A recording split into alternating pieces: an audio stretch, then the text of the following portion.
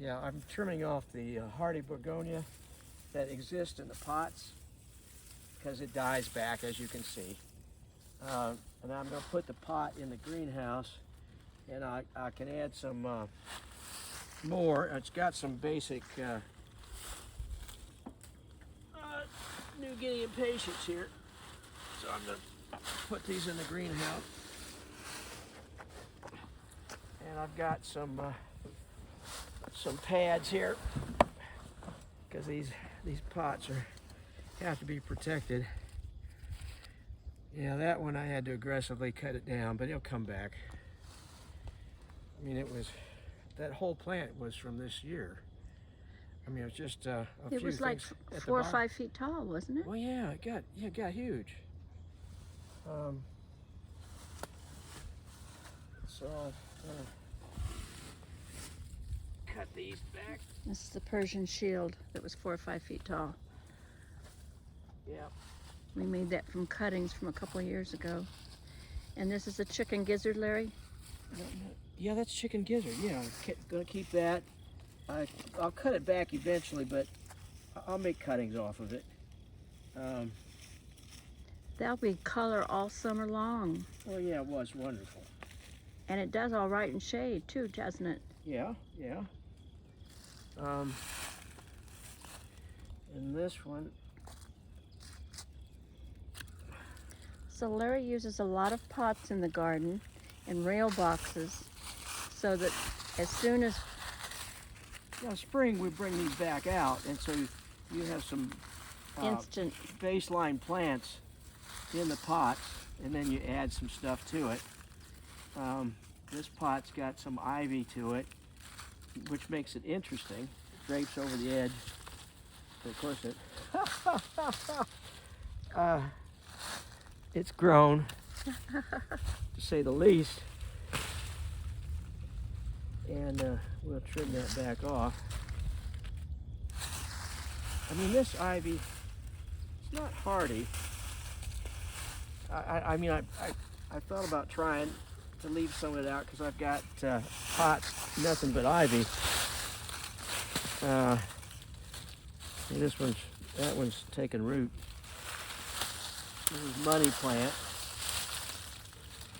And we'll just spread some of the seed. I mean, it's kind of a pretty plant. Takes the biennial takes 2 years for it to produce flowers, so you have to be patient. Plant it 2 years in advance, and anyway, keep working it. So even though I put the seed out there, it won't produce plants that are big enough to produce flowers for 2 years. so it just reseeds itself every year, and eventually you have under money normal, plant right, every year. Under normal circumstances, yeah. So, and there's not many of these that will actually take down here because it's got all that leaf mulch there, so they're not going to get a whole lot of plants. But I wouldn't mind it if the money plants covered this bank. It's erosion control. Yeah. And over here we got a pot. This is the mother pot, actually. The mother plant. Oh. I bought this from Linda's, knowing that I could use it for cuttings. But obviously, which I've done. Man, I've spread this stuff everywhere.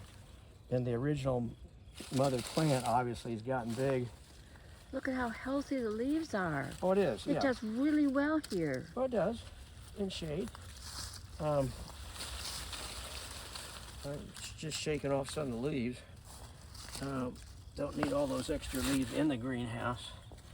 So moving pots inside, it's a lot of work to it. You have to groom as you go. Well, yeah, and the same thing in the springtime. You know, you have to clean the pots back up to make the plants look pretty. I mean, they do that at the greenhouse and you don't see it. But they're always grooming plants, taking off dead stuff, and so it otherwise they get pretty nasty looking.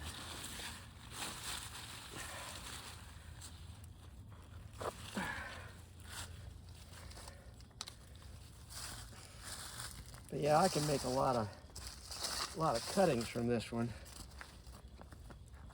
Let's see where we're going to stick that.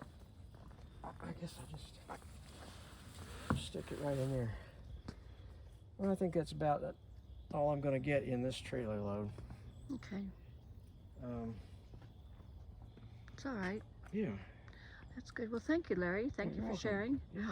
Gosh, look at the trees behind with the light morning sun finally coming over the top of the mountain. Oh, yeah. Would you look at that? Oh, yeah. We still got beautiful trees. What's that tree off to the left right there, Larry? With the flag hanging off down to bottom? Yes. That's a hickory. Oh, it's a shaggy bark hickory. Huge. Oh. It's one of the biggest trees we got. How tall do you suppose that is? 140, 150 feet. That's a tall tree. Because the rest of these golden leaves are poplars. Poplars, yeah. And these, they'll get to 135. I measured one when we dropped it. Yeah. It's a lot of tree. This one right here is big. This one is, that's a poplar too. Yeah. But it's spread out. Yeah. Hickory. Say what kind of hickory again, please? Shaggy bark. Shaggy bark? I've never heard of a shaggy bark. Of course, I'm not an expert. Shaggy bark hickory. Shaggy bark hickory. Yeah. Wow. It arches over prettily there, doesn't it?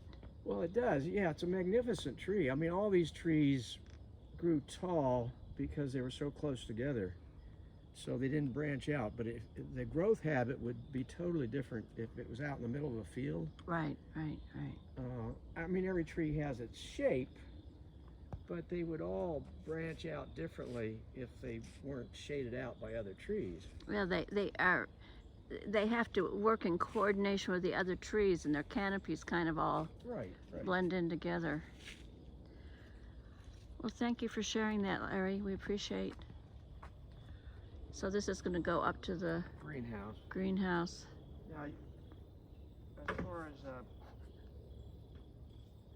Joy said, you might be saving.